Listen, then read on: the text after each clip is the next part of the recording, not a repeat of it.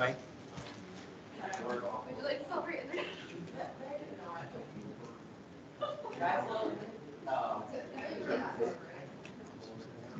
Yeah.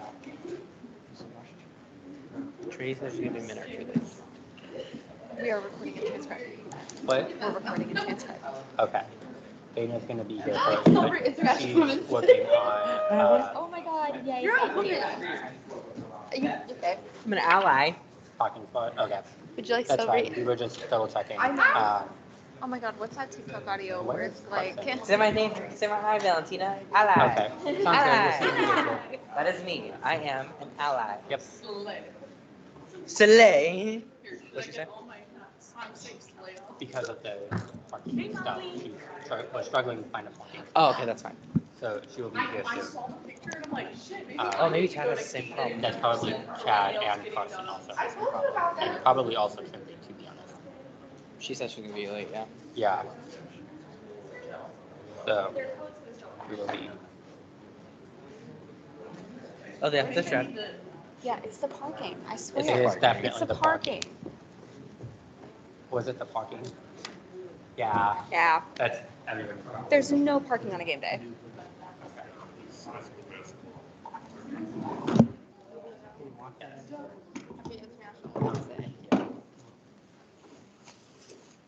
Senate seal? No. It's international. Why did you put it on the bottle? Give me the You have person. to drink from that. I know. I'm getting there. How are you? Good.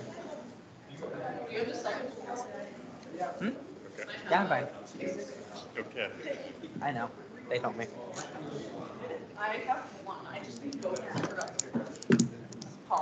What? I'm just looking. Oh, sorry, you looked at me like you wanted to say. No, I just looked at you. Hey, well, I didn't know where you were, so I was checking. I didn't know if you were out yesterday.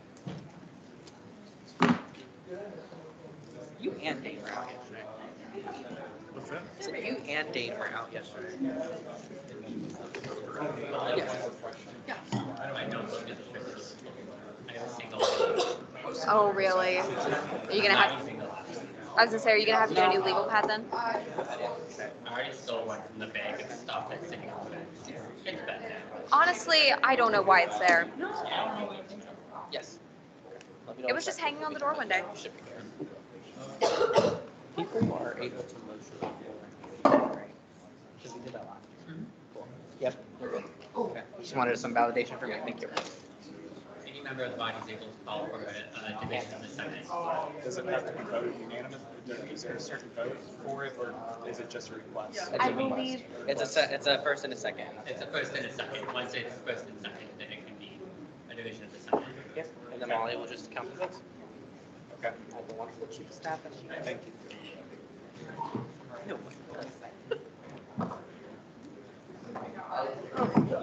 Get up and down. Up and down. Wait, Nate. Yes. No, as in. I have to get back to you on that one. Oh, we're just waiting for Dana.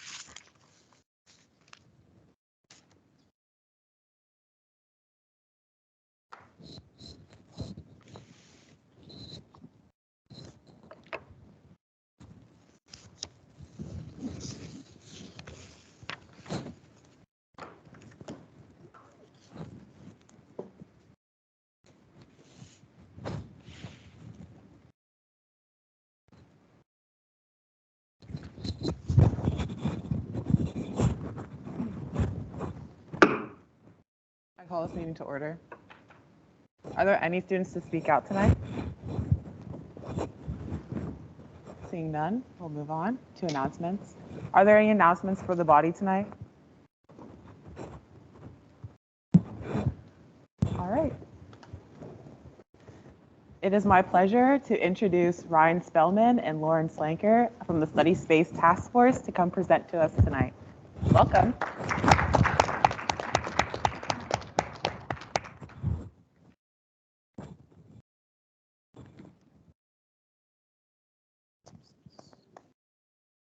Just control this computer. Right.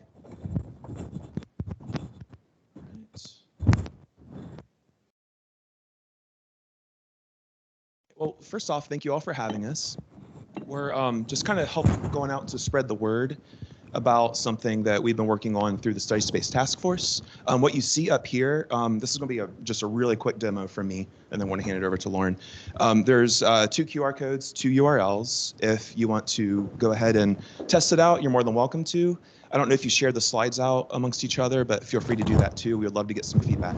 So the one on the left, your left, is the current app. So that's like 1.0, very vanilla. There's not a whole lot of features that are built into that one yet. The one on the right is what we've been working on with feedback that we've been getting after kind of spreading the word about it like we are with you today. So what I'm going to do here is just demo the first option. Let's see if I can get it to open for me here. There we are. And so the primary thing that I'm going to show you here is the feedback, because you can explore on your own. You know, I'm not going to go into all the little tools and what all of them do here, but give us feedback. We really want to hear from you and know how we can make this to serve all of you. I'm also excited to show you what it's looking like now in version 2.0, which is still very beta, but we're hoping to unroll it in summer. The idea here is this is going to be a tool, or is a tool rather, that you can use to find study spaces that you need on campus. We know it's hard to find a place that you can work comfortably that has everything that you need. So we're trying to build this in so that you can filter it and find a space that's going to meet your requirements for what you're working on, whether that be a space where you can be noisy, a space that's quiet, whether there's certain like amenities that you need. For this app, keep watching my time here. You can click on it and you can get some basic details here that we've collected. There's also, so like the polygons are the indoor spaces, the points are the outdoor spaces. And you know, it's pretty plain. There's not a whole lot there. However, if we go back to here, you will see what we're trying to do with it now. Something that you might notice if you are visiting this on your phone, it's not very mobile friendly. The first one isn't. This one's getting a little better, but we're not quite there yet. What you'll see here, there's all sorts of things that you can filter. And like you can look for spaces that only have food and drink, or spaces that also have whiteboards. And if you find one, you can click on it and the map will zoom in to show you where it's at, to make it easy for you to find it. And this one also has feedback, and you can use this. We'll get the feedback through here also.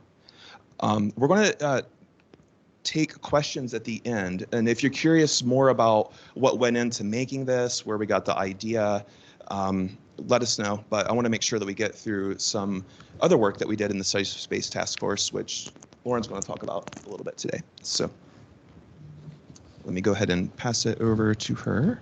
We'll get back to our slides here.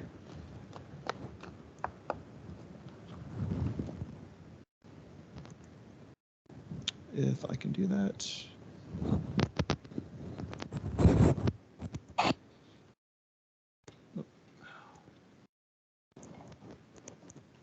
we sharing within Teams, or are we within?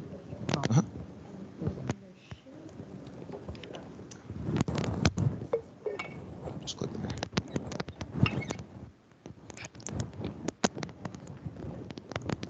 Alright, slideshow, gotcha. Okay, awesome.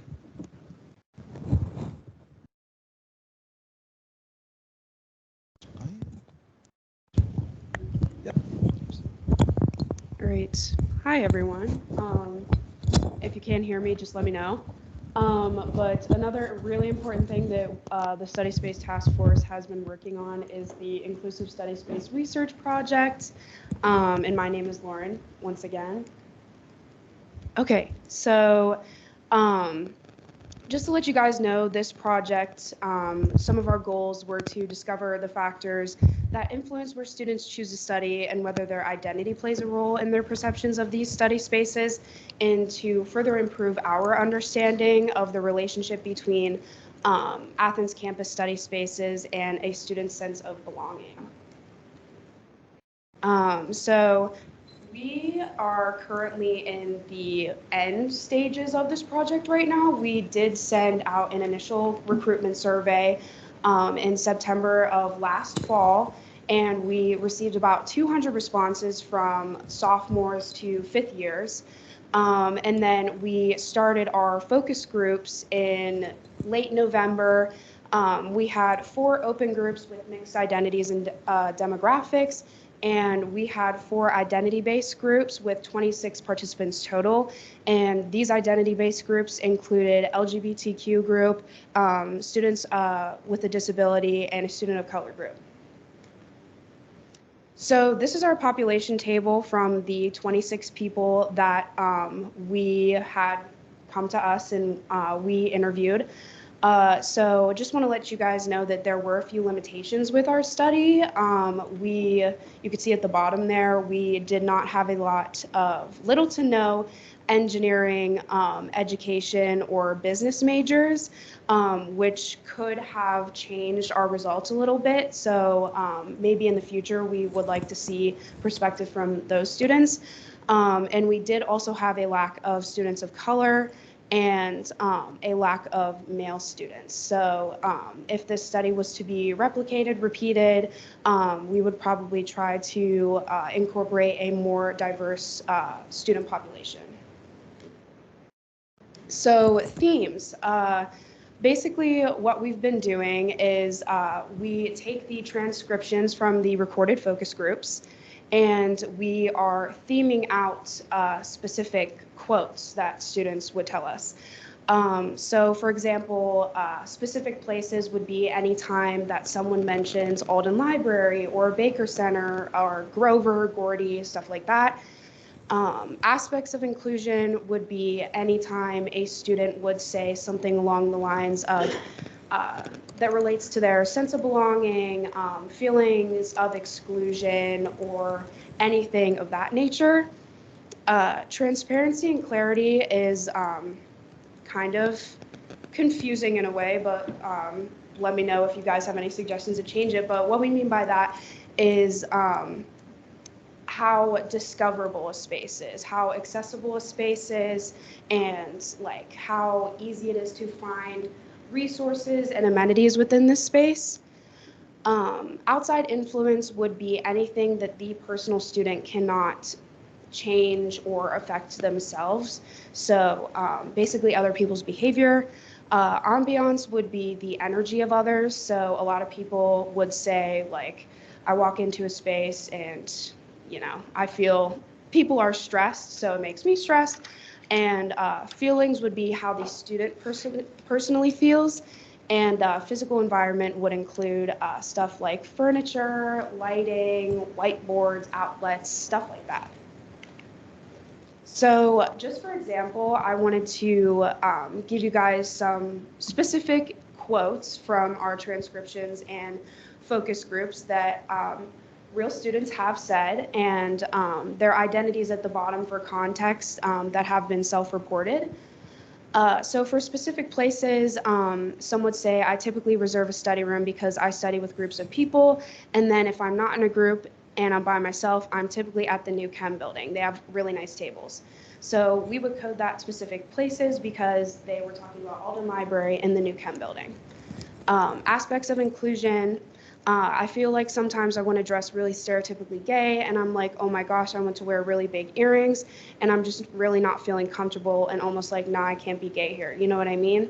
So a common theme that was represented throughout our LGBTQ group was that a lot of students that maybe don't fit into a majority demographic here feel the need to conform themselves to fit into a certain demographic. So they're either not judged or feeling watched or confronted verbally. And that was a common theme that we found with that group. Transparency, clarity. I found, I don't know if it's because it's under construction, but Clippinger, I did not know where the bathroom was at all.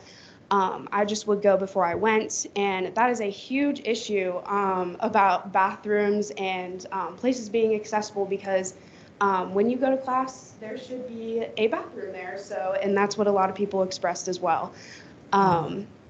So outside influence, when I'm studying, I prefer to pick a place where there's space between people. So sometimes there's a seat directly next to someone and I will not sit there.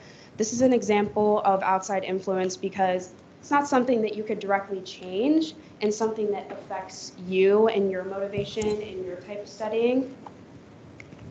And lastly, ambiance. I'm not a white man, so when I go, I'm going to get this stare and like, why are you here? And once again, playing devil's advocate, how do you know I'm not a business major? Just the energy in there seems very unwelcoming, and it just feels icky when I go in there. So this is ambiance because it's the general energy of a place that you step into that makes you want to stay or leave, or maybe you don't know yet. Physical environments, like I said, this person is talking about how they like chairs and tables, and they don't usually go for comfy couches or chairs. So once again, this is basically anything in a space that you sit on, like you turn the light on, you turn the light off, anything that's kind of like making a space physically. And feelings, I'm convinced everyone is watching me, and they assume it's because I'm trans, and they know, and I know they know. So this student like personally feels that they are being watched and they are anxious about it and they are being judged. So we would code this as personal feelings. But yeah, that's all for me. I kind of want to open the floor now to any feedback, recommendations, questions, and you can see here's our contact info if you wanted to share something later and not now. Yeah. Awesome. Thank you. Let's start over here. I saw Lex's hand first.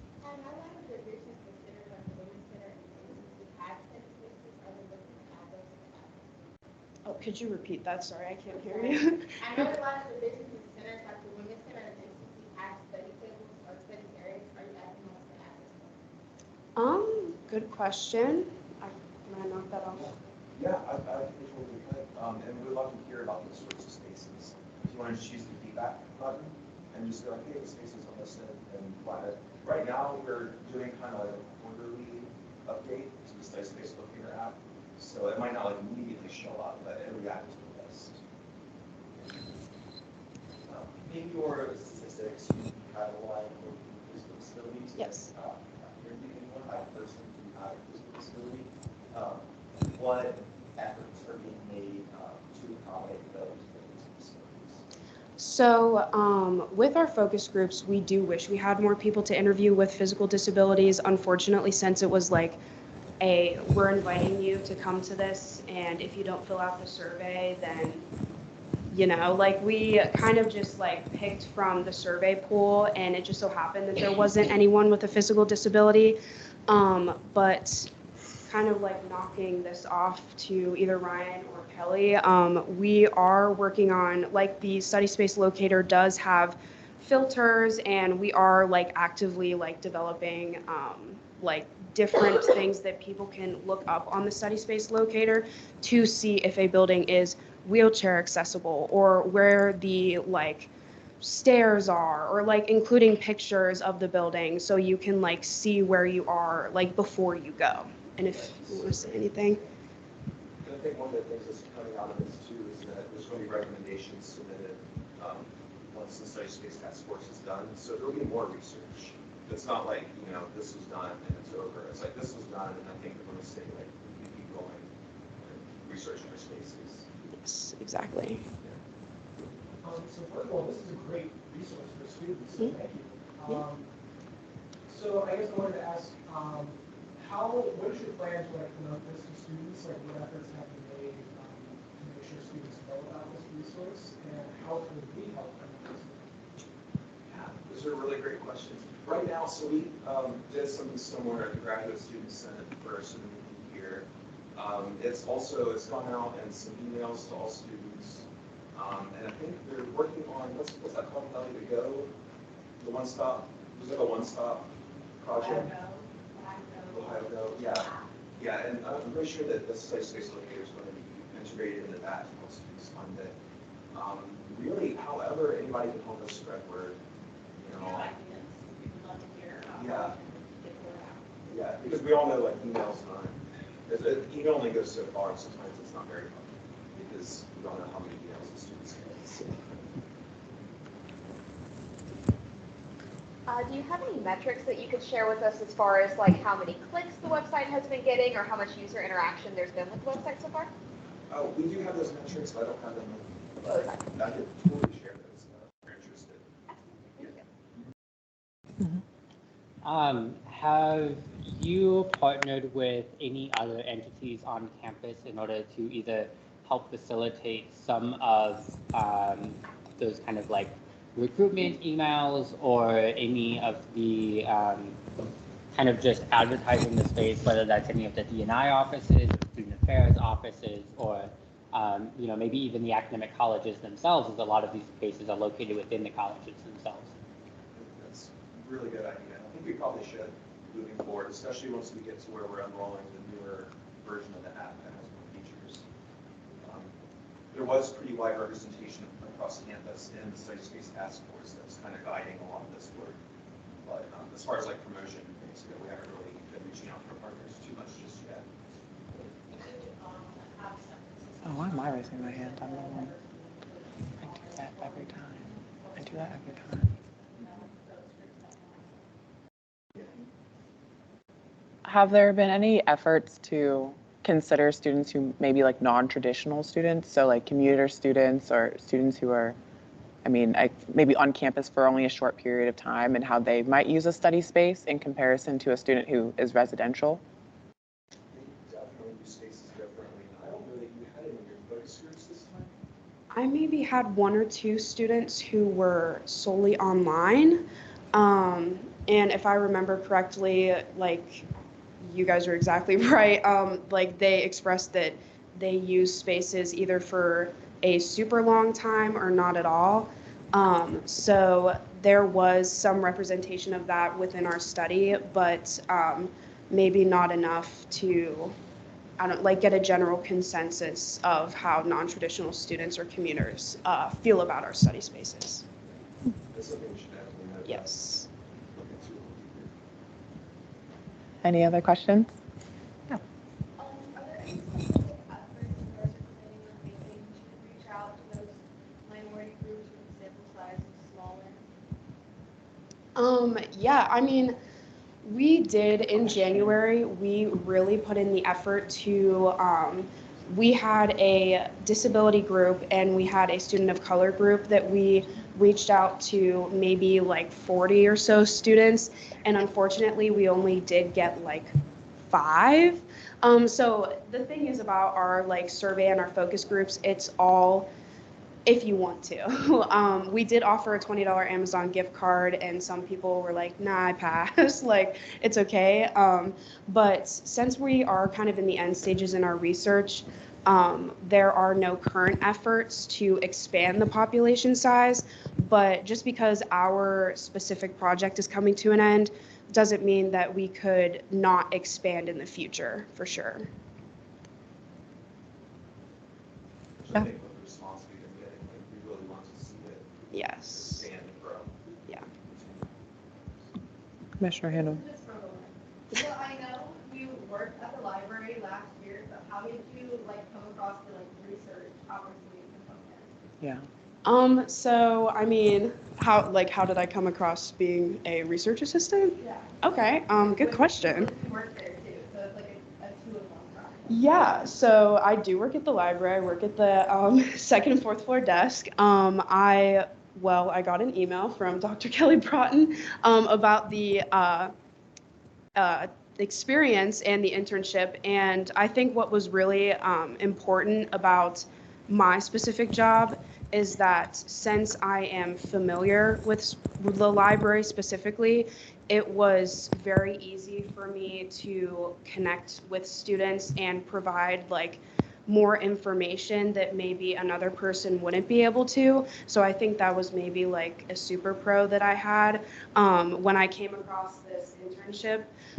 So I think me having like kind of a dual type of opportunity helped me facilitate these groups and organize these groups as I was aware of the resources that I had at the library already. So I think that definitely helped me. Thank you, Megan. Any other questions?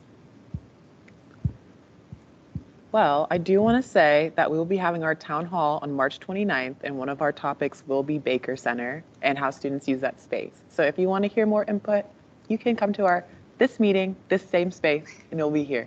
But yeah, this is your invite. Thank you. But thank you, Definitely. of course. But thank you so much for being here tonight and sharing with us. Thank you guys for having us.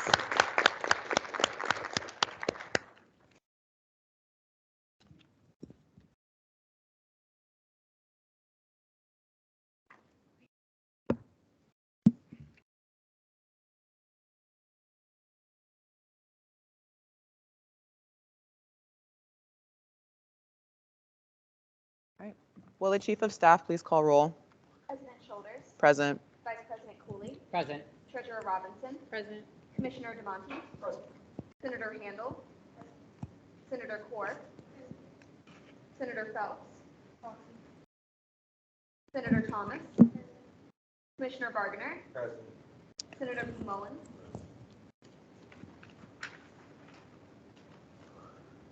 Commissioner Hibbs, Commissioner Gordillo, Present.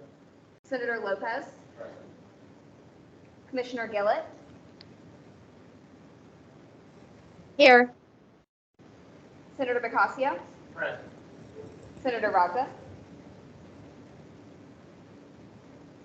Commissioner Parker, Present.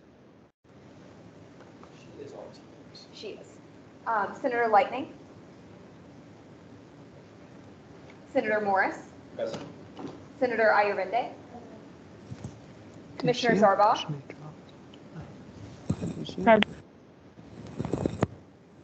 Senator Robinson, Commissioner Lewis, Present. Senator Tandon, Senator Farmer, proxy, Senator Davis,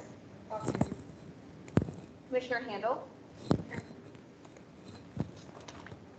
Senator Spinner Smith, Senator Huntsman, Senator Wolf, Commissioner Ajay, Present. Executive Justice Seiler. Present. We have quorum. Thank you. All right. Is there any discussion on the previous meeting minutes? Are there any objections to approving the previous meeting minutes? All right. Seeing none, the minutes are approved. All right, there are no additions to the agenda tonight. There is no old business tonight, but we have some new business. All right, here we are. First up, Senate Resolution 2223-99, a resolution to appoint an associate justice to the judicial panel. Whereas there is a judicial panel within Student Senate, and whereas the rules and procedures state that there shall be 7 associate justices serving on the judicial panel, and whereas there are currently vacancies on the associate justice position, and whereas applications were solicited and interviews conducted, be it resolved that Grace Jarko be appointed as associate justice on the judicial panel for the 2022 to 2023 academic year, and be it further resolved that this appointment be effective immediately following the adjournment of this meeting. Primary sponsor, Mix Soren Starkey. Okay, Soren asked me to say, as Chief Justice, my first goal in this position was to increase diversity on the judicial panel. I'm proud to say that the panel is more racially and gender diverse than it has ever been before. I understand that as a group intended to be unbiased, we must acknowledge that everybody is biased by virtue of our individual identities. Grace made it clear in her interview that her primary goal is to improve the well-being of Jewish students on campus. Grace is actively involved with Jewish student organizations in such a way that she will pick up on intricacies tied to ethnic and religious identity as they impact the Senate. In addition to her identity, Grace already has knowledge of the rules and procedures and Constitution. I have no doubt she will be an impartial member of the panel who will strengthen our relationship with Senate and interpretation of the rules and procedures in the future. These are the balance of my points. Thank you. Secondary sponsor, Mix Nathaniel Padilla. Yeah, Grace was awesome in her interview. She showed a lot of excitement to be on the panel and understand that her identity can play a big factor in helping the judicial panel make decisions in everything that they do. So I think she'll be a great addition. And I enjoyed the balance of my time. Is there any discussion on this resolution? Move to vote. Second. It has been moved and seconded to vote on Senate Resolution 2223-99. All those in favor, please say aye. Aye. All those opposed, please say nay. Okay, resolution passes.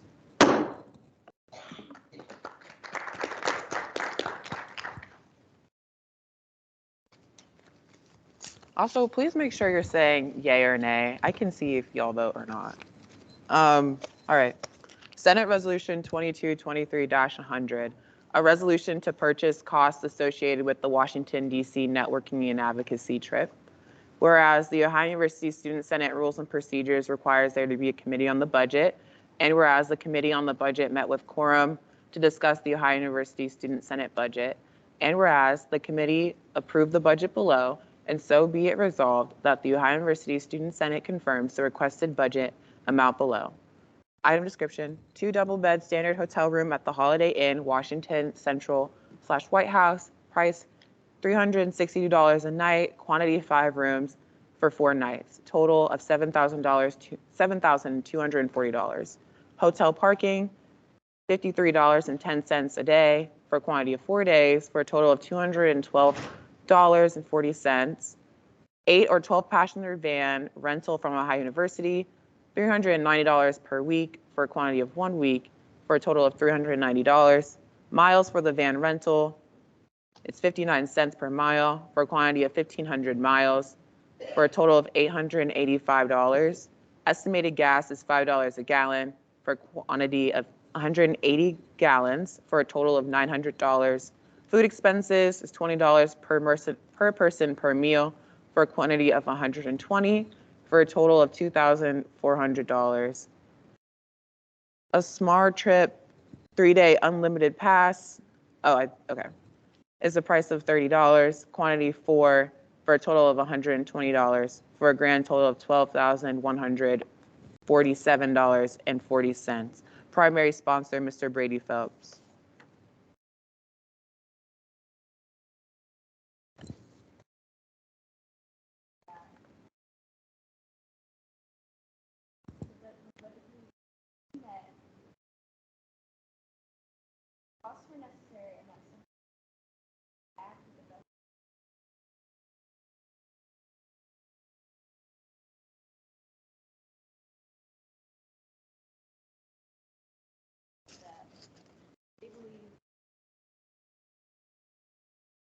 Upon reviewing of the budget application, that all criteria outlined for.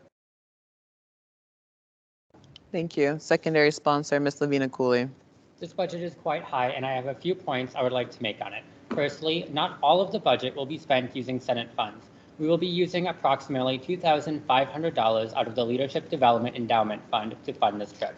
Secondly, I will also say the LGBTQA+ Affairs Commission is not going to be using the funds allocated for Pride Week due to our decreased capacity.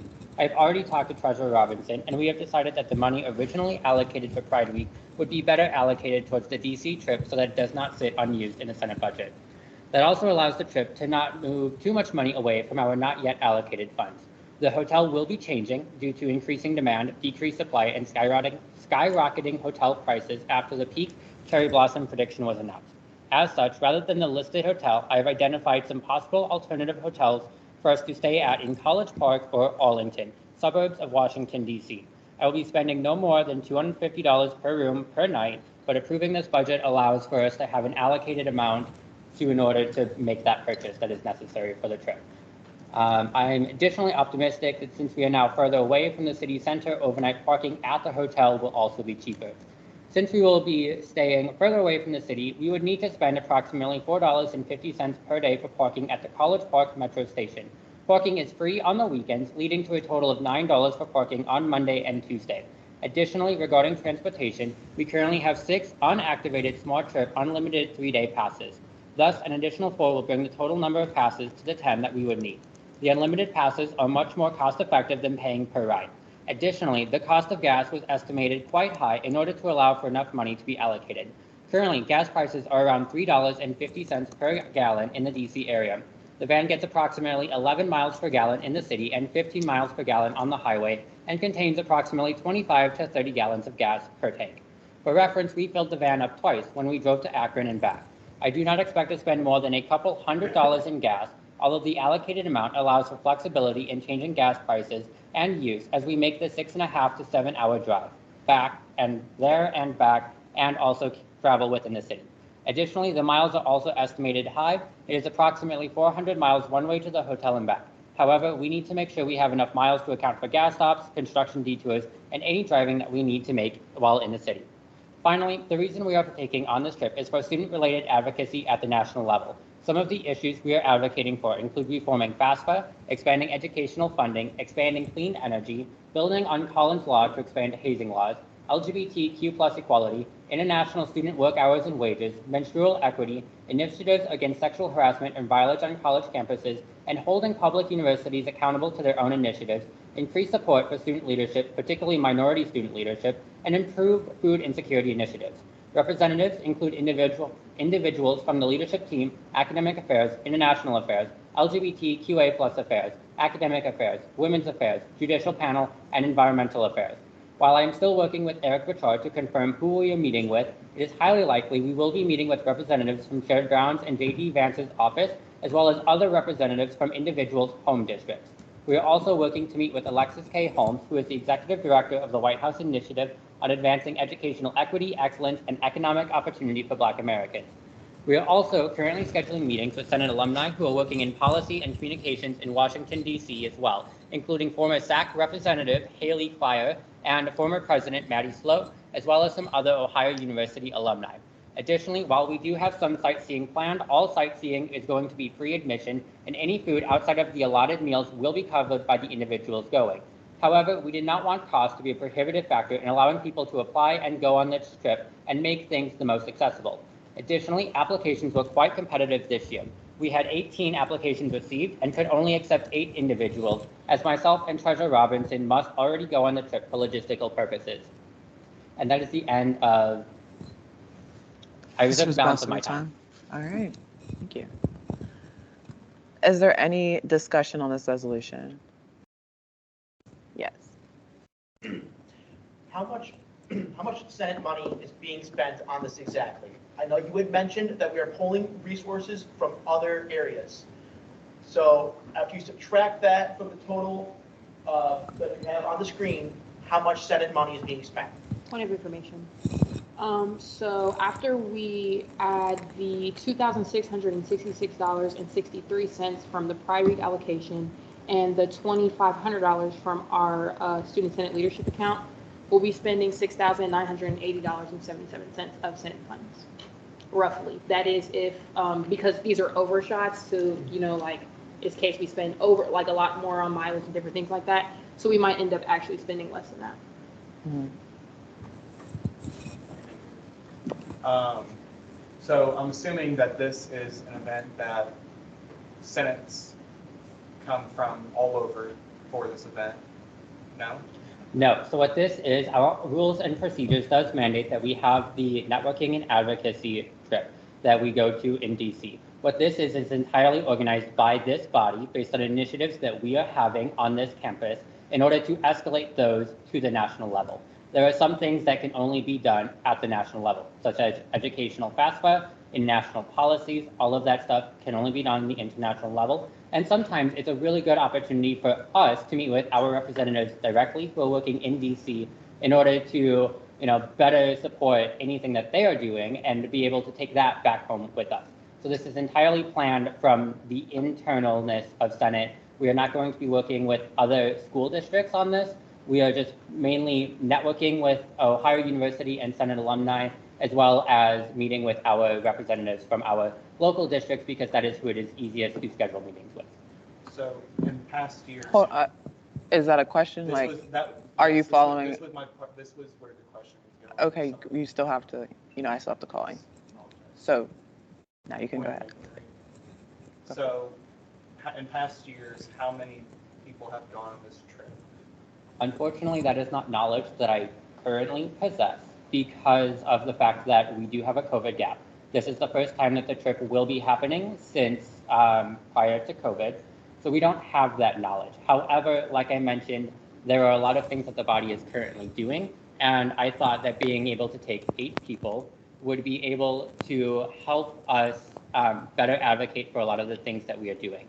So to further break things down, we will be breaking down into 2 different groups, which have already been predetermined based on intersectional kind of advocacy points and people's kind of jurisdictions and all of that stuff. So there will be 2 groups of 5 who are meeting with different representatives in order to increase the maximum amount of people that we can meet with within a given day. I think there was a comment from back there. Is there a possibility that you might not get the funds from the other sources and the student center would have to fund all $12,000? No, it is not. These are all like internal sources that are directly related to Student Senate. So they're not coming out of the Senate funds, but they will still guaranteed be there. Good question. Yes, sir. Point of inquiry.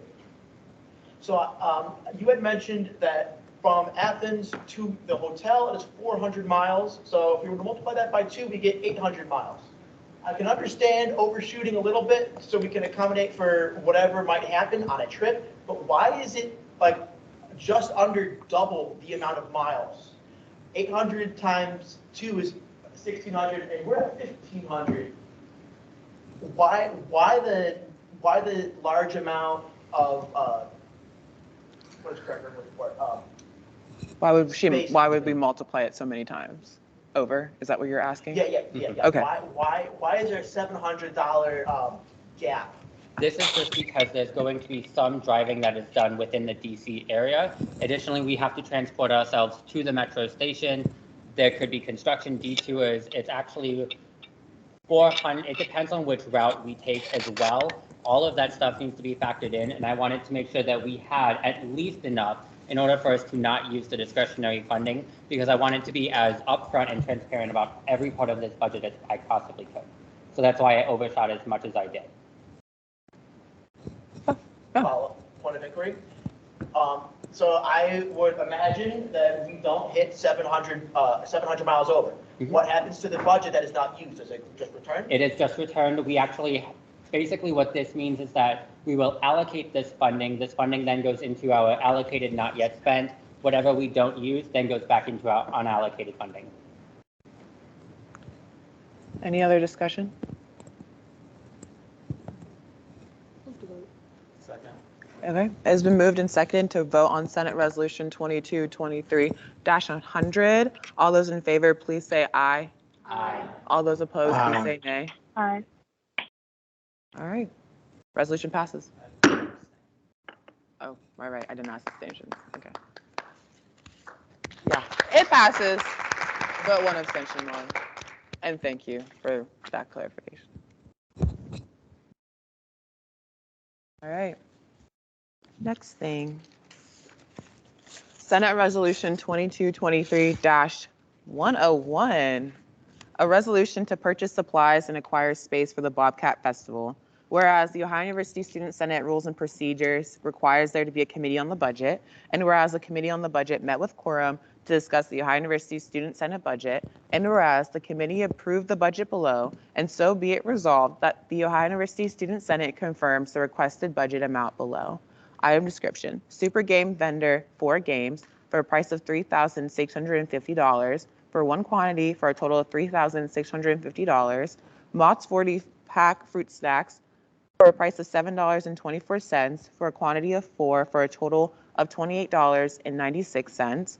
Capri Sun 30-pack, $8.98 for a quantity of 3 for a total of $26.94. Great Value Water 40-pack, for a price of $5.36, quantity of 3 for a total of $16.08. Variety chip bag 42 count for a price of $19.48 for a quantity of 3 for a total of $58.44.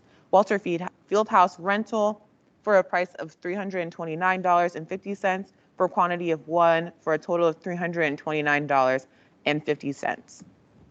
Visa gift cards for a price of $54.95 for a quantity of 2 for a total price of $109.90. Burrito blanket for a price of $26.99 for one quantity for a total of $26.99. An Echo Dot for a price of $39.99 for a quantity of 1 for a total of $39.99. Chipotle gift card for a price of $25 for a quantity of 1 for a total price of $25. Exploding Kitten card game for a price of $17.88 for a quantity of 1 for a total of $17.88 for a grand total of $4,329.68. Primary sponsor, Mr. Clay Lewis.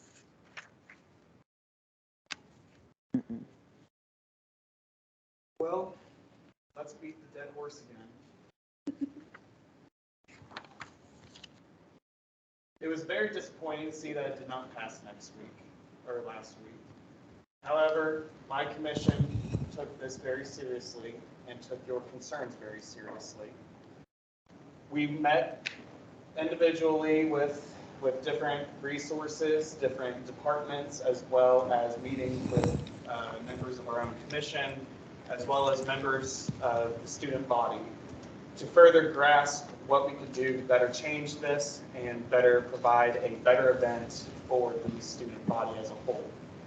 And so we did make some changes based off of the concerns of this body.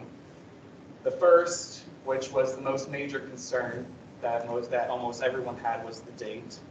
The date was pushed back to April 1st, which is the weekend of Mom's Weekend, which does also coincide with one of the fest weekends. And also, as was a concern per Commissioner DeMonte, the price per person was reduced because we have eliminated catering, as well as we changed the time. We changed it from 8, so the original time was 8 p.m. to 12 a.m., and we moved it to 6 p.m. to 10 p.m., and by doing so, it will reduce it by $200, as well from the Super Game Fender, because that will eliminate the overnight fee. So right off the bat, we have reduced the overall budget by about $400, give or take, and some change there. And so we did that. And then also, we have been in close communication with multiple departments on campus and have gotten multiple responses in support of this. The first being that the leadership community leaders will be telling all their students about this event that has been confirmed. Housing and Residence Life will also be distributing flyers and working with RAs, and the RAs will be informing all of their residents as well. And then we are also working closely with RISE, Culinary and Health Promotions to further spread the word of this event. We have not heard confirmation back on those. However, we have been in communication, and it does seem promising. We just have not gotten confirmation on those 3 yet. Though I do expect those confirmations by the end of this week. So with the changes, I hope that these are acceptable enough changes to approve this event and allow us to create an event that Student Senate can give back to its constituents. This is something that I personally think would benefit every student that comes, as well as benefit the reputation of Senate. Because as we are creating this event, we are also showing that Senate does care about each and every member of the student body, not just those that do go out and celebrate Fest or celebrate Green Beard Day or whatever event is going on that involves drinking. For every student that does enjoy those events, there is also a student who does not. And those students often feel left out. And so I encourage you all to vote yes on this, because I want you to think about those students inside of each of your commission that you represent. For the Women's Affairs Commission, it is a very big concern of safety when it comes to FES. And so that is something I think should be taken into consideration. Also, for residential life, there are a lot of students, first and second years, who are not old enough to go to these events safely. And so I also encourage them to think about their constituents when voting on this, as this will affect each and every one of those constituents directly and can provide a beneficiary event that could hopefully turn into a tradition for not only this commission, but for the Senate as a whole. And with that, Madam President, I will reserve the balance of my time. Thank you. Secondary sponsor, Mr. Caleb Keichel. I have a statement from her. Thank you. I believe this bill goes to an important cause. While it may be expensive, community outreach is an extremely important thing for this body to focus on. Furthermore, as the University Life represents all people on campus, having a fun and enjoyable event for all students to participate in is extremely important. The addition of the games will add big numbers to the event and make it a memorable experience. Is that the end of? Thank you. Secondary sponsor, Reagan Farmer. I have their statement. They say, unfortunately, I am not with you all tonight because I am on a charter bus on the way home from Marshall University. Tomorrow morning, I will get on a bus to go to Cookeville, Tennessee to play games at Tennessee Tech over the weekend. 4 games to be exact. This is the life that me and my constituents live repeatedly, day after day, week after week. The monotony and difficulty of this life is tough to overstate. Oftentimes, my constituents need a break, something they can do to lighten the load and to unwind. For many students, this break comes in the form of attending house parties or having a night out with friends on Court Street. This opportunity is not afforded to student athletes. We are held to the highest of standards, and if we are not on the road, our Saturday nights typically consist of playing euchre together in the dorms.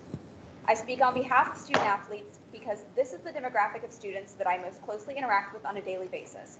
But I know that the Bobcat Festival will be a great night of fun and relaxation for all students on campus. I fully trust the abilities of the University Life Commission and myself to bring this event to fruition. And I reserve the balance of their time. Thank you. Mr. Dan Gardillo. This resolution is for a good cause through and through. Last week, I was greatly disappointed when this resolution did not pass. The price tag on an event like this is absolutely worth it. We must see past the price tag and into the image of Senate and the power this event could possibly have. Quality events necessitate price tags such as the one we see before us.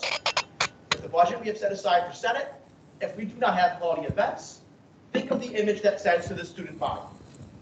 Stingy penny pitchers who hoard the resources of Senate, or possibly worse.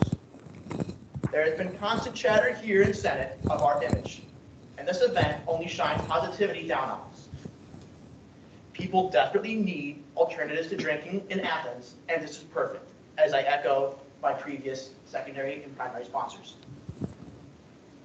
We have the opportunity to broadcast Senate's name and purpose, thereby potentially driving up recruitment and engagement with the student body, which is one of our core missions due to the fact that we are a government for the students, by the students.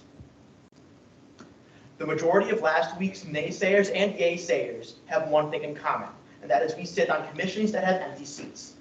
This is an opportunity for us to help fill our commissions as well. If we can show the students the power that Student Senate is able to put out, perhaps they will want to join it.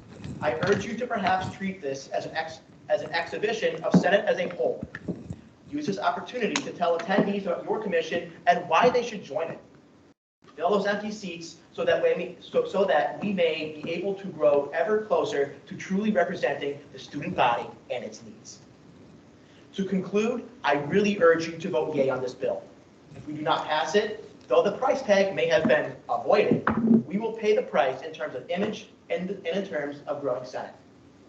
We are not an exclusive club, and we have never advertised ourselves as one. Let us keep true to this sentiment on this vote as well. I reserve the balance of my time. Thank you. Ms. Janine Gillett. Move to strike Commissioner Gillett's name from the secondary sponsor list. All right. Is that good?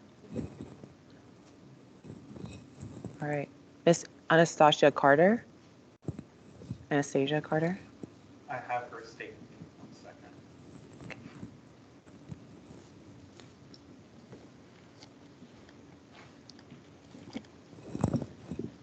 I'm emailing you today to share some of the reasons I think that the Bobcat Festival should be hosted as a campus event for students. As someone who lived in the dorms freshman and sophomore year and did not typically partake in a party culture, having an event like this would have been something I'd love to have participated in.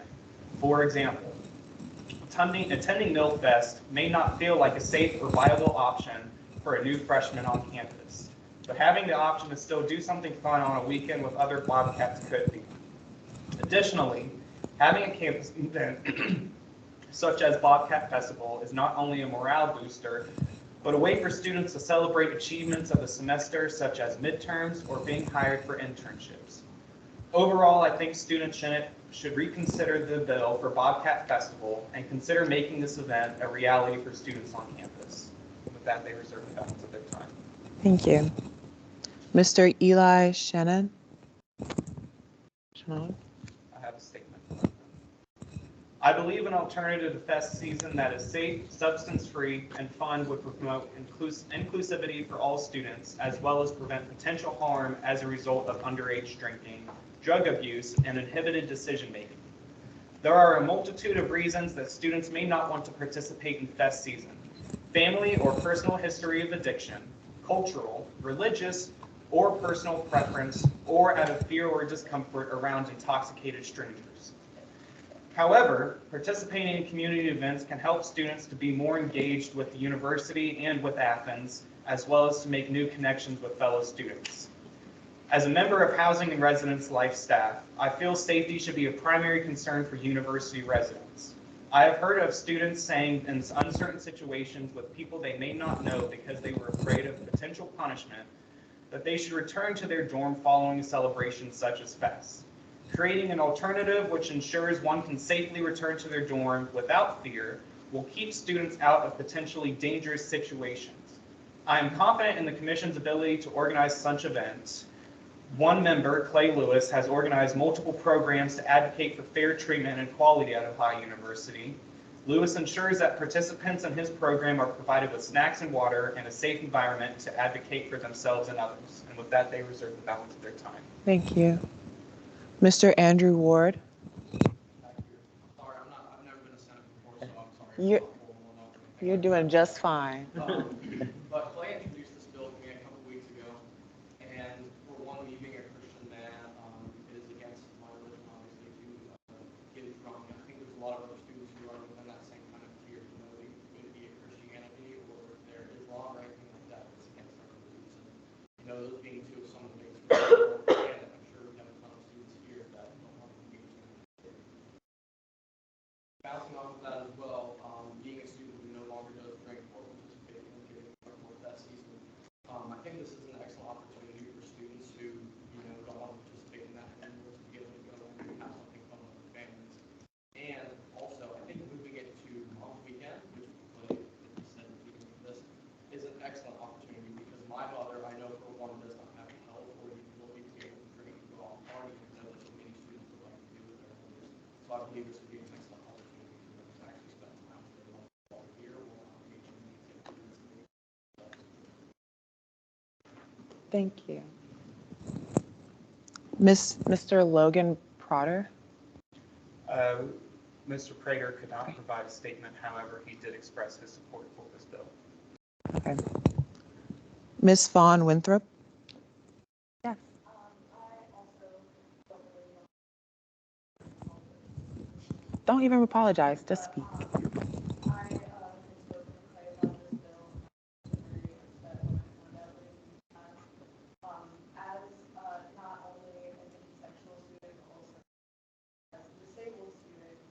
The idea of going out and partying seems nice, but in practice, it's not only dangerous, it's very like high stress and anxiety inducing. Where at the very least, for my service dog, I can't just take him anywhere, and as even I should. And I feel like when if this bill were to pass, it would really help like it was go out and things and have fun, but not have the like, constant pressure of trying to do one of these things, not really do, or maybe like even just like the age, obviously not the age, but really not that great when it's not so all of that. And words are hard. You don't have to apologize. Thank you so much for speaking. Mr. Brady Phelps.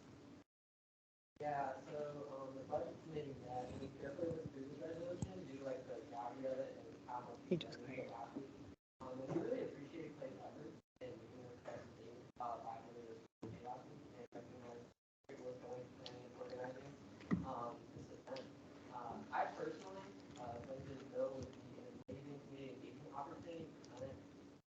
As you already mentioned, it's a state event that appeals to a variety of issues on campus, that don't often at the front or feel that they're always surrounded by, I guess, opportunities that they don't really, are super drawn to. I also think it'd be a great opportunity, for my HTC. I asked around to many of them, some of who drink, some of who don't drink. And I mean, the general idea, or the general like consensus was that like everybody was pretty interested in the idea, and they were very, very excited that we were going to get back to the whole passes event. I guess the point I want to hammer home is like it's not an event just for people who drink. People who do drink can also enjoy this as well. I think it's a great event for the general student population. And upon reviewing of the budget application, that has met all the criteria outlined for approval, with that as a government. Thank you. Is there any discussion on this resolution? Firstly, I would like to commend the University Life Commission on their resiliency and their determination and their strong advocacy for students of all types on this campus. I believe that the University Life Commission has taken some of the concerns that they heard from the body last week and really put in a lot of hard work and hard effort to address those concerns and make sure that this was going to be an event that was going to be beneficial for the community. Additionally, upon reviewing the Ohio University events calendar for Mom's Weekend, the last event that happens on Saturday, April 1st is set to conclude at 3 p.m. This leaves a huge gap in the evening programming for Mom's Weekend. I think this is a gap that Senate is able to fill with this fantastic event. And thirdly, as somebody who does not enjoy the bar culture, who does not enjoy fest, who gets really overstimulated around large crowds of people, I think this provides a great opportunity for students to be able to have something that they can go to, where that's going to be fun, where they might be able to win some prizes, they can get some free food, and they can do a lot of different things with their friends without having to feel pressure to go out and engage in bar culture and the fest culture. Because I know even during fest season, a lot of times people start at fest in the morning and then they go all the way to the bars at night. And great for people who like doing that, but there are a lot of students, myself included, who don't. And I know I voted no on this for logistical concerns last week, but with the work that the University Life Commission has put in with their dedication, I would encourage you all to vote yes on this bill. And with that, I reserve the balance of my time. I want to thank Commissioner Lewis for listening to our concerns last week, and thank you for putting in the work since last week. I think this is a great event, and also the date change is very welcome, so thank you. I will say there are a lot of international students who come from backgrounds or cultures where drinking isn't really something that they do or want to do, and so I think that is something that I have been thinking about when it comes to that. So I think international students could definitely benefit from this. So even a lot of, this is a party school, and a lot of students who like to party, though. Even, this is during Mom's Weekend, and a lot of students probably don't want their moms going to like the kind of party scene that they go to often, you know. You never know. So I think having it on Mom's Weekend is actually a really good idea. So I think that I've been converted on this one, so I was just done. Any further discussion? I just wanted to say, I'm Indian. I want to talk to the Indian international students a lot, especially. And I don't know if anyone went to Operation Glow. It was like a rave type moment that the university put on. But they were there a lot. And I remember they were talking to me like, this is really great. We aren't used to going out to the bars, can't get, maybe fake ID or anything like that. Like, I think this event would be, like you said, very beneficial to international students as well. I want to say it's not just Senate that is passionate about this event. I was talking to the president of the University Program Council, who was on really awesome stuff, and she was really excited. She said she wanted to bring this to the exec board ASAP and for tonight. More things. There's definitely a lot of good things. Yes. Point of inquiry, and it's not expensive obviously, but the Great Value Water Pack 40 pack, have you reached out to catering about possibly having them supply the students event with water, because for environmental reasons? Point of information, if I may, Commissioner Lewis. Sorry. Actually, good point, because over the weekend, I was thinking just to go through the CIC, they have a Pepsi form where they supply water, so it'll be free. Yeah, so, we can scratch it in here, or we can account for it, but we can get water for free. That's a very good point. Yeah. Point of information. Yep. We can look into that. However, I think this is also just going to be something as a backup plan. So, I know me for sure, I'm going to make sure that there's plenty of recycling stations around, so that garbage cans, everything, so that the workers who are being paid to be there aren't having to clean up too much once the event is done. So even if there is some waste, we will be sure that anything that can be recycled will. Right. Any further discussion? Move to vote. Second.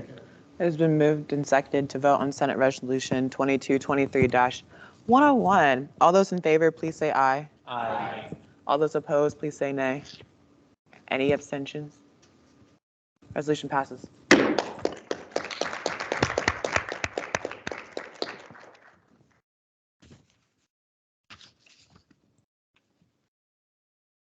Okay, next up, Senate Resolution 2223-102, a resolution to purchase snacks for movie night. Whereas the Ohio University Student Senate Rules and Procedures requires there to be a committee on the budget, and whereas the Committee on the Budget met with quorum to discuss the Ohio University Student Senate budget, and whereas the committee approved the budget below, and so be it resolved that the Ohio University Student Senate confirms the requested budget amount below. Item description. Popcorn from Athena Cinema, price $2.50, quantity 60 for a total of $150. Bazooka Variety Pack, 18 count, ring pop, baby bottle pop, push pop, and juicy drop pop. That reminded me of my childhood for a second. $13.68, one quantity for a total of $13.68. Twizzlers and Jolly Rancher Sweets Assortment Variety Candy Pack, 18 count, 38.7 ounce, $17.58, one quantity for a total of $17.58. Snickers, Twix, Milky Way, and more assorted milk chocolate candy bars for a total of 18 candy bars for a price of $17.28, one quantity for a total of $17.28. Reese's, Hershey's, and Kit Kat milk chocolate assortment, full size Easter candy bars variety pack, 27.3 ounces, 18 count, for a price of $17.58, one quantity for a total of $17.58. Skittles and Starburst variety pack gummy candy assortment, 18 bars box, for for a price of $17.28, one quantity for a total of $17.28, for a grand total of $233.40. Primary sponsor, Mr. Brady Phelps.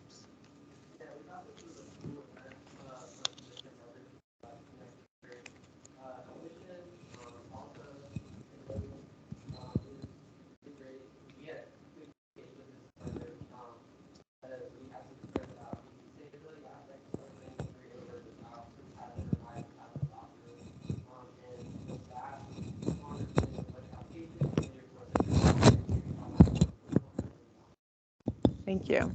Secondary sponsor, Ms. Alex Parker. Oh, I have Alex's statement. We can't hear her through Teams. She says, so on March 21st, we have our Disability Awareness Month movie night showing of the film Crypt Camp. In order to make this event a true success, we need snacks. When you go to the movies, you want something to snack on while watching your film, so we want to clearly provide that for our students that are coming out to support a good cause. We wanted to provide a variety of options for students as far as snacks. We really hope you vote yes on our budget so we can truly make this event a success on the 21st. And she reserves the balance of her time. Thank you. Is there any discussion on this resolution? I was just going to say, I'm super excited to host this event and be able to hear from students on campus about their concerns. We already have one speaker from the Housing Residence Life Office to be coming to help answer any questions from people who have disability concerns, as well as I also compiled a list of things to ask them that have been concerns about it. Very, very excited for this event. Thank you. Any further discussion? Yes. I know I registered the event on Bobcat Connect, but other than that and social media, how are you all marketing this event? We have 2 tabling events already set up, 2 table, as well as I personally can't shut up about it because I'm very excited. So I am having a lot of word of mouth. I have plans to advertise in certain classes that allow me to advertise that event, as well as just people around who talk about their issues, because I hear it a lot. I actually had there's a girl today who was in a wheelchair in like front row, and she was complaining about accessibility on campus. And so it's clearly a big problem. So I'm just getting out there, advertising as best I can. Thank you. Thank you. Point Yes. of information. I will also say I have talked to Alex about working with our various diversity and inclusion centers on campus as well to help get the word out as well. So I believe that is also going to be coming down the line. Okay. Any further discussion? It has been moved and seconded to vote on Senate Resolution 2223-102. All those in favor, please say aye. Aye. All those opposed, please say nay.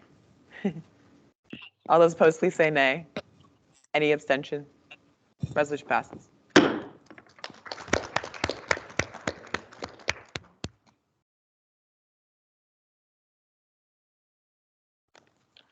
Okay. Senate Resolution 2223-103, a resolution to purchase a space for a Women's Month social. Whereas the Ohio University Student Senate Rules of Procedures require there to be a committee on the budget, and whereas the Committee on the Budget met with quorum to discuss the Ohio University Student Senate budget, and whereas the committee approved the budget below, so be it resolved that the Ohio University Student Senate confirms the requested budget amount below. Item description: reservation cost for Walter Rotunda, price $100, quantity 1 for a total of $100, for a grand total of $100. Primary sponsor, Mr. Brady Phelps.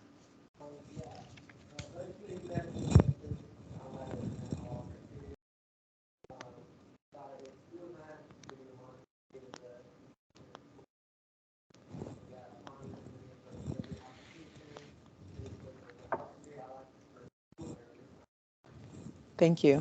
Secondary sponsor, Ms. Kennedy Huntsman.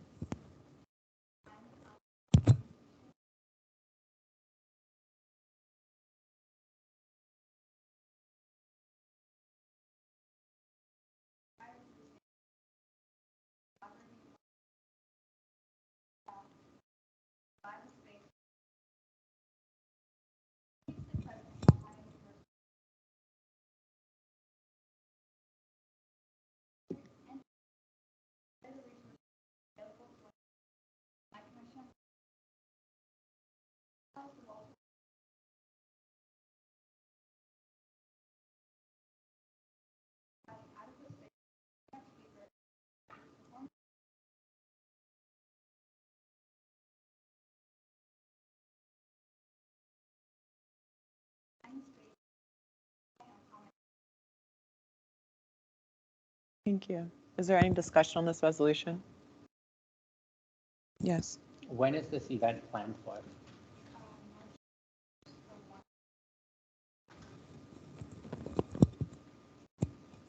Yes.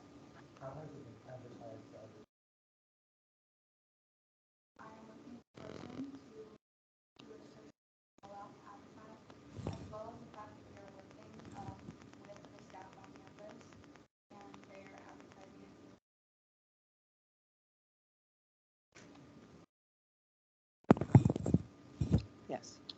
I would add this to the Mom's Weekend calendar, just so it's widespread. I highly agree. Any further discussion?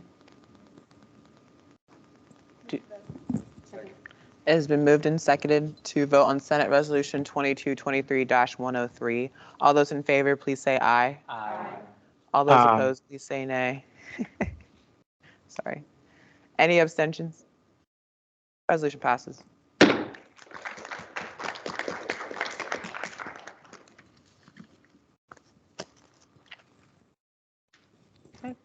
Commissioner reports. We're going to start over here.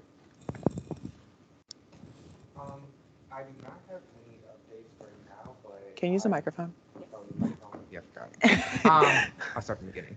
I don't have any updates right now, but currently I just had a really big update because I got connected with somebody from a university office here to hopefully advance Black alumni relations here. And I'm just really excited because I've been really, it's been a long road, but it's kind of hard doing it. But yeah, I'm really hoping that Dr. O'Malley's help in this. I thank her so much for this connect, and I hope it helps build a relationship between Black alumni and Black undergraduate students here currently.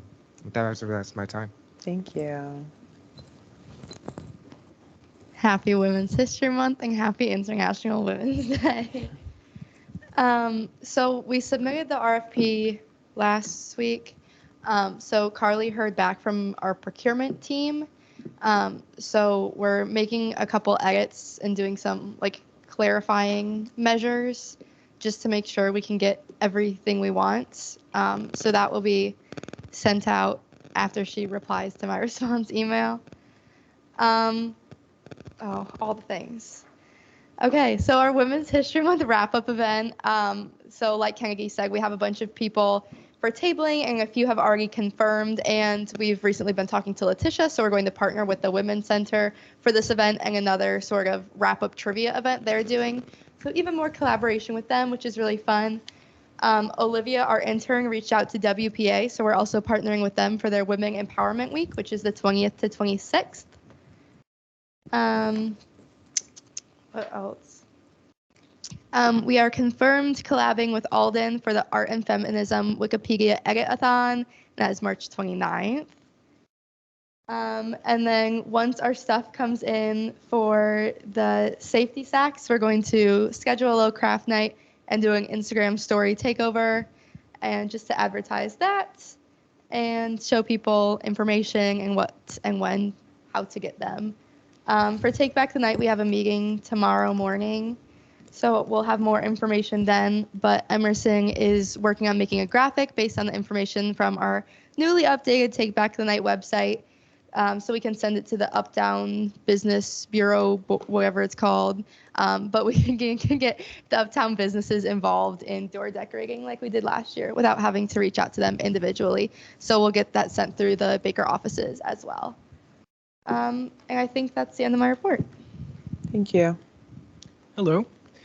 So first of all, I'd like to say thank you to Senator Thomas, Senator Handel, Senator Corr, Vice Commissioner Beam, and Senator Phelps as well for putting in the work so far this semester, having great conversations on how to advocate for students, especially in meetings with the deans.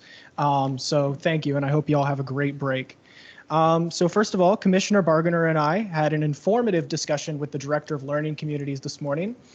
We expressed our concerns about D&I training in learning communities and how to make a more substantial discussion on communicating across differences. They do pre and post assessments from students for those learning communities, and we will have that data hopefully shared with the Senate once it is available. So the following action items were formed directly out of our survey results analysis session. So first topic is academic advising. So Vice Commissioner Beam and I will be meeting with the Director of Academic Advising to discuss expanding communications of opportunities for students to meet each step of their comprehensive graduation plan, making sure that advisors are being held accountable to actually reaching out to students directly. Next, we have Campus Psychological Services. Senator Handel and I have reached out to CPS for resource templates in order to create a one-stop virtual/physical resource for students to connect with the mental health resources available to them on campus. We believe that a more efficient and a more approachable resource guide for the psychological services will help encourage more students to reach out for those services. Next, the Student Accessibility Services. So Senator Morris and I are meeting with the Director of Accessibility Services on Thursday to discuss the perceived lack of accommodations for students with ADHD and anxiety, as well as needed improvement for overall visibility of that office on campus to make sure students know what services are available. And then we have our meeting with the Provost. Vice Commissioner and I will be meeting with her after spring break to discuss various topics brought up in the survey, including more flexibility with course offerings to be offered online and in-person modes, expanding professional development opportunities, the importance of mentorship programs, and the overall discontent for the gradual disintegration of many liberal arts programs here. Student organization visits, we visited and featured SOAP and MSBC. And we have features for exercise physiology and nutrition clubs, hopefully coming up after spring break. We're going to contact organizations in communications, education, and fine arts over spring break. If anyone has any recommendations, please let me know. And the Finals Fest budget has been submitted, and I'm meeting with Event Services on Thursday to discuss setup for the event. And that is the end of my report. Thank you. Hi, everyone. We have officially set a time and place for our Sustainability Network kickoff and the Athens Farmers Market on campus. The kickoff event will take place from 1 to 4 at 29 Park Place in the Academic Achievement Center. And the Athens Farmers Market will be at 2 p.m. at Tail Great Park on April 13th. We'll also be hoping to hold tabling sessions in the next 3 weeks after spring break that promote our environmental survey, our increasing public transportation, and the Athens Farmers Market, respectively. Still working with the Office of Sustainability on compiling data for student transportation use on campus and sustainability education at the university. And our commission is also continuing to look into recycling at River Park Apartments. And that's the end of my report. Thank you. Commissioner Lewis.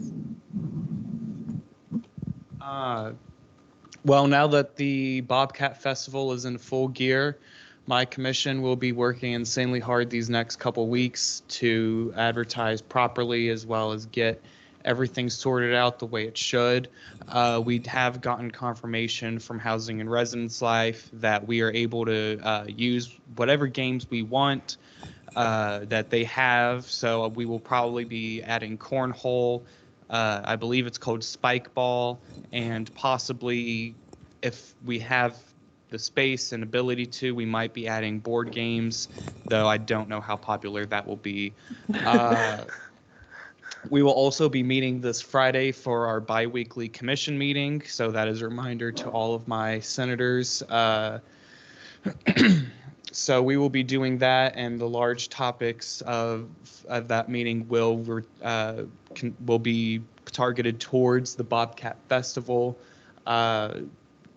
Carson Server will also be joining us in that meeting to help with advertising of this event, both on the Senate pages as well as hopefully for other spaces as well.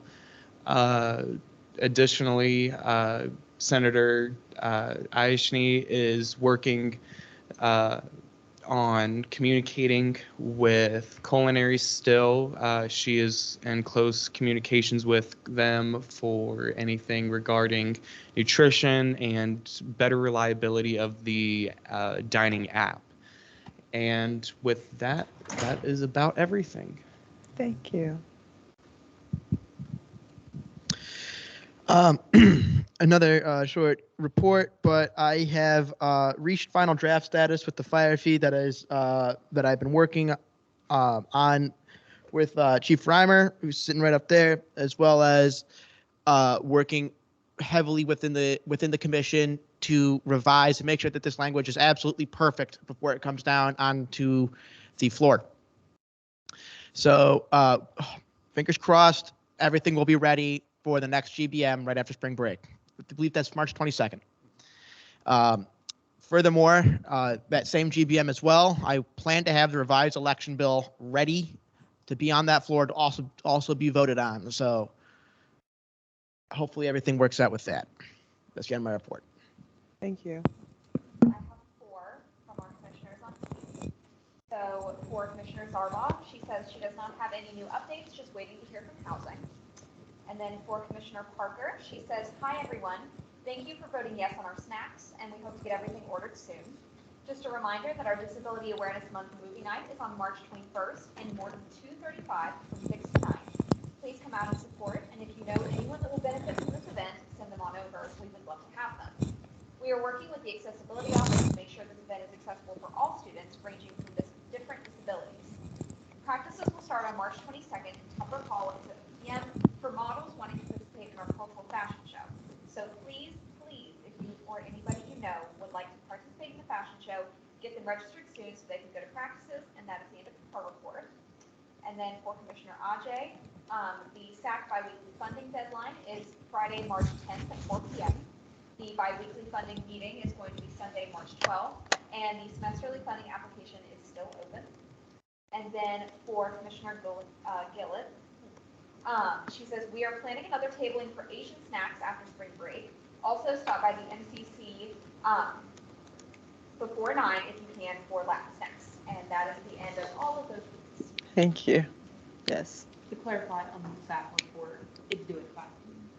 on Friday instead of 4 p.m. Well, it's always due at 5, so 5. Thank you. Yes. Hi all, just a reminder that the Pride Week Drag Show will be March 22nd in Baker Ballroom. The doors for that open at 6:10 p.m. Vice Commissioner Laughlin and I will be tabling at the Drag Show on behalf of Student Senate. We will also be hosting a Peer Craft Social on Friday, March 24th in Baker 366 between 4 to 7 p.m. Additionally, in lieu of a speaker on trans misogyny, the LGBT Center is currently planning a teach-in on trans misogyny for Saturday, March 25th, including some workshops, some films, and other assorted materials.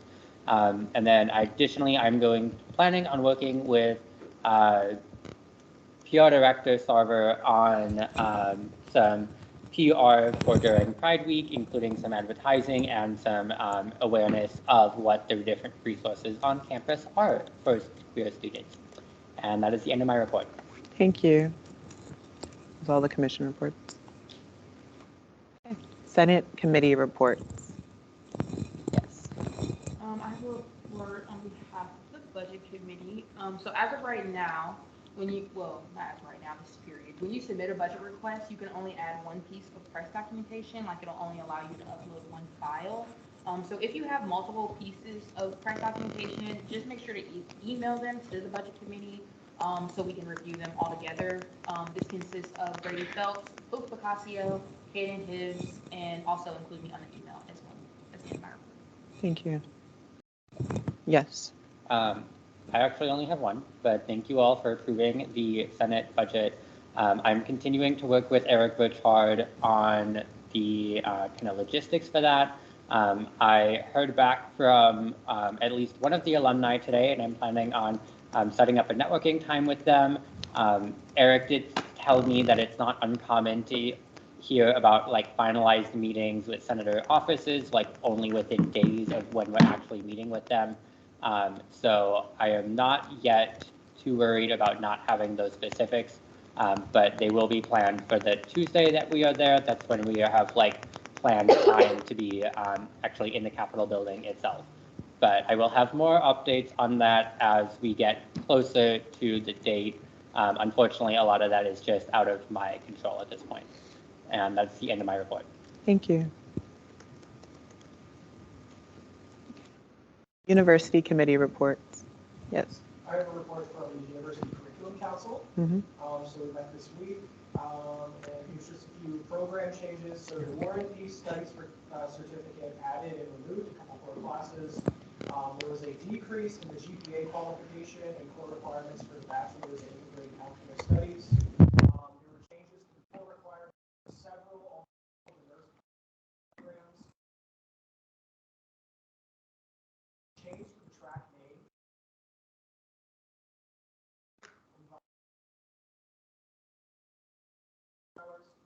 We have a phase-out notice.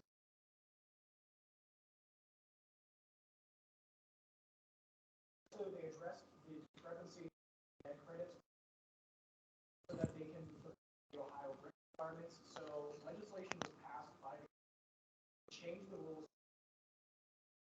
Accept associate's degrees, science, associate, and BS has completed next year. Thank you. I have one. So I met with the committees on committees committee.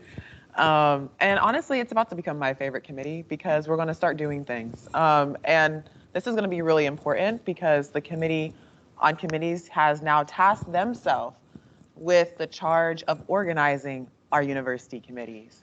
So I will be busy helping organize our university committees, which includes a 4-hour retreat talking about university committees. So pray for me. And you'll hear a report on it soon. That's it. All right, here I am. Hello, everyone. I hope you've all had a great first half of your semester because spring break is only 2 days away. So kind of made it. This past Monday, the Women's Affairs Commission partnered with Unified Sisters and Woman to Woman on Women's Week. So thank you, Senator Thomas and Commissioner Handel, for your work. Unified Sisters and Women to Woman will be having a confidence workshop at 7:30 p.m. in the Multicultural Center, room 219. If you know any women of color or international women who may need their confidence cup filled, please share information with them or send them over to Unified Sisters Instagram at Unified Sisters. I don't have much to say tonight, only to please have a safe and restful spring break. When we come back, it's going to be very fast, yet everything that we do after spring break is going to be very important for the setup of next year. So please just be aware of your impact, and thank you for all your hard work this past year. Thank you so much. And that is the end of my report. Hi all, I really hope you did well in your midterms, and if you have any left, good luck on them. I know you all have been very busy this semester, and you all deserve a break. Like Dana said, like President Shoulders said, the second half of the semester is going to get very busy very fast. So make sure you take this break while you have it. I'm very proud of all of the work that you all have done. And that you continue to do for both the body and the students of this university. My advice is to take some time off this spring break to decompress and enjoy it. You'll be able to come back refreshed. You'll be able to come back refreshed and better than ever. To that point, I wanted to make you all aware that I will be studying abroad in Northern Ireland for the duration of spring break. Before I get into that too much, so we do have the leadership development trainings. Actually, we had an issue with one of the scheduled dates, the March 20th. Unfortunately, did coincide with an executive debate, and we want to make sure that we allow those people to debate and also allow the body to attend the debates. As such, we have changed those dates to be April 3rd from 6 p.m. to 7 p.m. in Walter 245 and April 14th, 2 p.m. to 3 p.m. in Walter 235. And those will be sent out to you via email, just so that way you guys all have it. Back to where I was before. Starting Friday, I will not be available because I will be out of the country in Northern Ireland. I will also be taking another personal day tomorrow to work on my thesis. So I apologize that I will not be available tomorrow, but I do have 2.5 chapters to write in the next 3 days. Please pray for me. And if you need me until classes resume on March 20th, please don't, and enjoy spring break. Hello,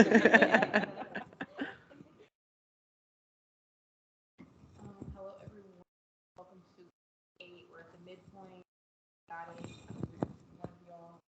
Spring break is next week, and as we said before, please take your time. Everything that is. I mean, y'all have time. But just really decompress. It's really needed, especially to keep strong going through the rest of the semester. We will be having additionally on that, similar to I will not necessarily available over spring break as all need break. However, if there are items that were either in a budget request tonight or I have reports on those. So if there are in a budget request tonight, please meet with tonight so we can discuss purchasing, timeline of getting that done over spring break or facilitating how that will be. Trinity and I have been planning a retreat for our Senate body. This is meant to be informal, very social retreat rather than, information. We have an amazing engagement activity plan. I'm not gonna lie, it's actually very fun. And there will be an opportunity to win Starbucks gift cards for your entire team. Teams are to be announced, so wait on that. There will be a budget request on the agenda the week back from spring break. I'll also be sending you all a simple Google form that will request your t-shirt size and any food restrictions that you might have, so we can plan accordingly for making accommodations. I'm gonna send that out. I'm gonna send it out for spring break. But please, it's very simple. It should only take 2 minutes. So just fill it out. Even you'll have it before Friday. So just fill it out. Before the weekend gets started. So it's already taken care of. The date is set for Saturday, April 15th, and it is from 1 to 5. Please, please, please, please mark this on your calendars. And I know you're thinking like 1 to 5, that's so long. It'll go so fast you won't even realize it's been like 4 hours. So it'll be okay. But please put it on your calendars as attendance is mandatory. So that's April 15th from 1 p.m. to 5 p.m. Awesome. So for the DC advocacy trip, as stated earlier, after concluding with VP Cooley regarding Pride Week events and us having the materials already needed for the events, we will be allocating those funds to the DC advocacy trip. That is again in the amount of $2,666.63. Additionally, we will also have the $2,500 from the Student Senate Leadership account. So we'll have that to put to that as well. Roughly, again, we'll only be spending about $6,980.77. And I do expect it to be lower than that as well, as a lot of those were estimated for a lot of those. Purchasing of those items will start. For the Sustainability Network, I'll be utilizing $10 from my discretionary to pay for a Baker screen for advertisements, as it is a time-sensitive manner, so I just want to be transparent for you all. For the Safe Sack materials, so because my P card has a limit, and all of the P cards within the the Campus Involvement Center also have a limit, and the limit is not high enough to make the purchase that we have to make for the Safe Sack supplier. So we will be making the purchase through the Dean of Students office. Everything's been initiated on our end, so the hope is that the purchase is made by Friday. But I wanted to be transparent about getting those purchased because I know it's been a minute. So that is very much still happening. Megan is definitely on. I also want to take a minute to discuss our overall Senate budget. So the total of our Senate budget, which I'll also soon announce in the numbers, is $39,299.47. Now, this also does not reflect anything that we've passed tonight or the deduction of the Safe Sack items as well. However, this is an amount of money that we have only a little over a month to utilize. School ends in like the beginning of May, so we really only have a month for real to utilize all of these funds, which gives us the opportunity to create engaging events for the student body, implementing initiatives that are going to directly benefit the student body, and finding more ways to use our internal budget to adequately advocate for students and student organizations. So the more we spend is honestly the better. I'm not gonna lie, like that number will get all the way down to 0, and that's a hope. Do I think it'll get down to 0? No, but I mean, I would like to see that number as low as possible. That's money that we have to spend, and it's not as if spending all of it does not mean that we will not be allocated funds next year. We will get more money. So be creative, be thinking. Let's spend this almost $40,000. So yeah, let's spend. And with that, we can move to the numbers. So for our Senate total, we have $39,299.47. For our allocated not spent, we have $12,558.30.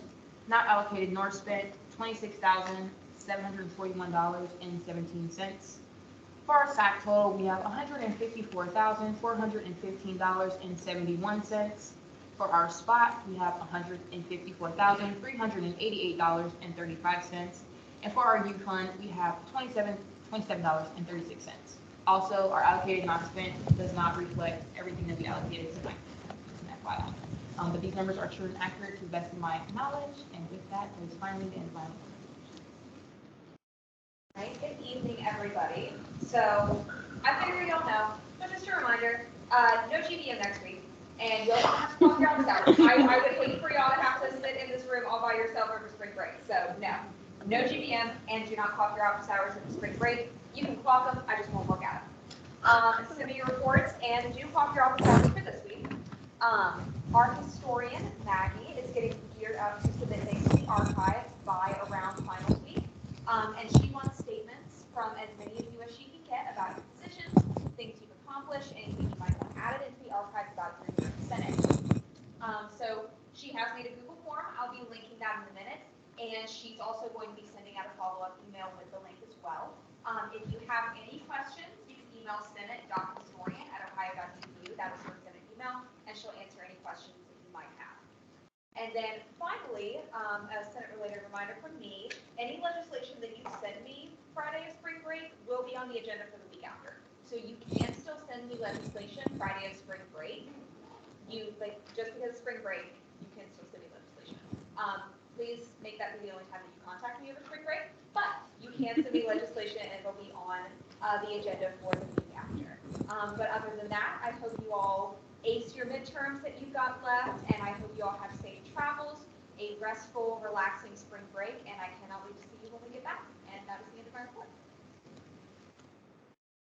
All right. Hi everyone. So, big news. We are having our spring semester town hall Wednesday, March 29th at like 7:15 p.m. in this exact room. With that being said, legislation will be passed to cancel that GBM, push legislation back, and then this will be an in-service. You are required to be there. We're going to be answering questions for our constituents, students, whatever. And if you want to help meet those needs and stuff like that, you kind of got to be there. In regards to that, I'm still in contact with some organizations regarding collaboration during the event. Flyers have been made but not distributed because I need their approval to obviously put their logo on those things. Once that's finalized, you will then receive all of those advertising efforts, such as like Instagram posts, stories, flyers, whatever you name it. It'll be in the email, as long as just kind of like a brief timeline of what to expect during that event. And then I think that's it with the town hall. And then lastly, if you're being interviewed for anything that you've done or anything student center related, please make sure that you relay that information to me so that way I can get in contact with them. Make sure that everything that was said is showing us in the best light, as well as you and all your efforts that you've done. And with that, have a phenomenal spring break, get a tan, do whatever you want to do. That's the rest of my report. Okay, first things first. JP is still looking for one more associate justice. Can't believe we got it all the way down to one. But the application is open on our Bobcat Connect page. So I know spring break is next week. Please don't email me, but if you email me an election question that's pertinent, I'll of course answer it because I'm going to be down here doing nothing except writing my thesis. But furthermore, please reach out to either Graduate Assistant Padilla, Chief Justice Starkey, or me with election questions after spring break. I'm not going to say that they will answer them. Another little reminder, I'm here to help with RMP changes, so let me know and we can set up a time to meet to get you started. I only got 8 more weeks left here. I want to help as many of you as I can. And okay, I'm going to do this each week until election day, but election facts of the week.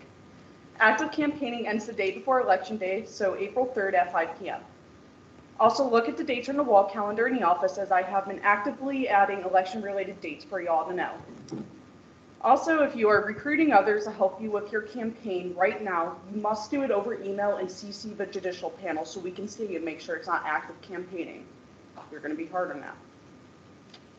And before we go into spring break, I did want to remind everyone that Student Senate is about student advocacy and not politics. I have seen amazing work from all of you and am immensely proud of being able to witness it this year. And Senate has the capacity to change the culture on this campus, and you guys have started it too greatly. Please finish the year strong.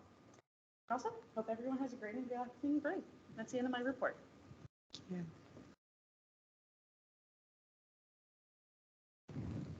Good evening, everybody. I will be brief tonight. I just want to put in a plug for CRIP Camp. It's coming up in a few weeks. It is a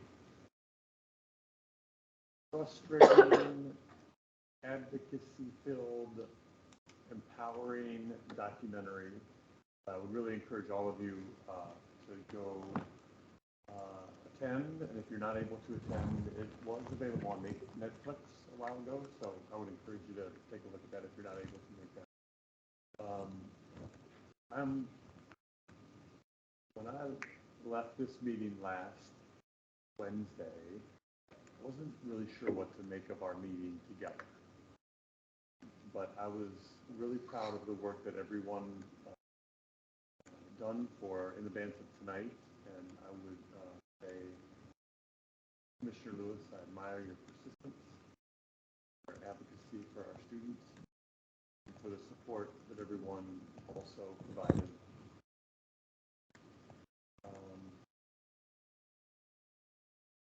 Spring break, 6 weeks classes, and then 1 week of finals. I hope that you all have a safe and relaxing spring break, and I hope that you get to spend time with the people that you love and who care about you, and I hope that you are safe wherever it is you decide to go. That is my report.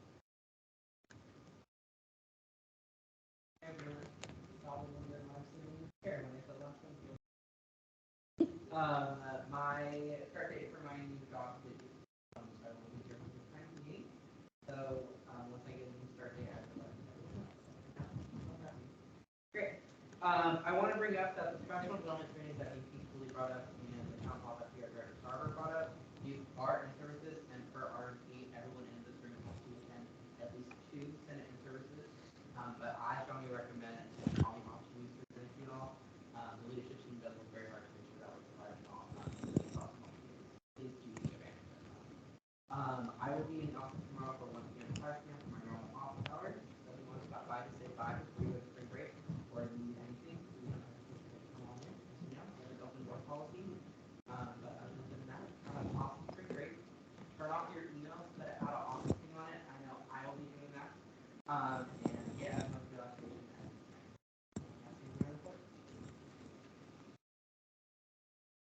Alrighty. Is there a motion to adjourn the meeting? Second. Is there any objections to adjournment? Meeting adjourned.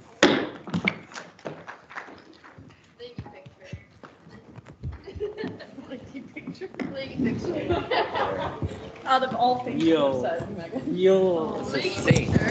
Absolutely.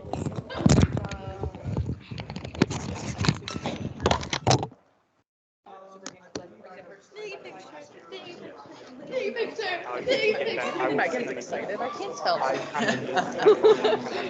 Kayla, do you not want to be a part of the picture? Now that it's right back up. Go. Go, you're fine. I just want to make sure you knew what was going on. You're good. Don't She got something. You got places. Oh, see, look.